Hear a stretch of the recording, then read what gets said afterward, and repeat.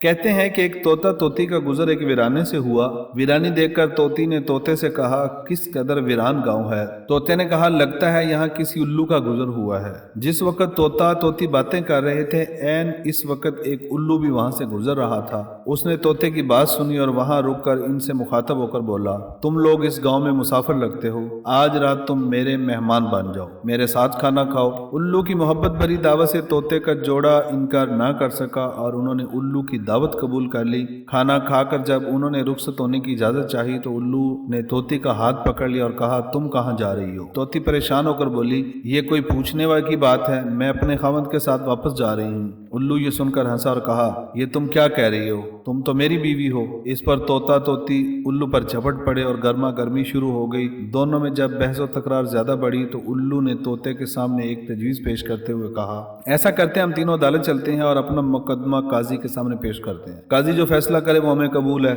उल्लू की तजवीज पर तोता और तोती मान गए और तीनों काजी की अदालत में पेश हुए। काजी ने दलाइल की रोशनी में उल्लू के हक में फैसला देकर अदालत बर्खास्त कर दी। तोता इस बेइंसाफी पर रोता हुआ चल दिया तो उल्लू ने उसे आवाज दी, भाई अकेले कहाँ जाते हो, अपनी बीवी को तो साथ लेते जाओ। तोते ने हैरानी से इसे उल्लू की तरफ देखा और बोला, अब क्यों मेरे जख्मों पर नमक छिड़कते हो, ये अब मेरी बीवी कहाँ है, अदालत ने तो इसे तुम्हारी बीवी करार दे दिया है। उल्लू ने तोते की बात सुनकर नरमी से बोला, नहीं दोस्त, तोती मेरी नहीं तुम्हारी ही बीवी है। मैं तुम्हें सिर्फ ये बताना चाहता था कि बस्तियां उल्लू वीरान नहीं करते, बस्तियां तब वीरान होती हैं जब इनसे इंसाफ उठ जाता है। नाजरीन, अगर आपको हमारी ये वीडियो पसंद आई हो तो प्लीज़ हमारे चैनल को सब्सक्राइब करें और बेल आइकन को प्रेस कर दें ताकि हमारी हर आने वाली वीडियो का नोटिफिकेशन आप तक पहुंच सके।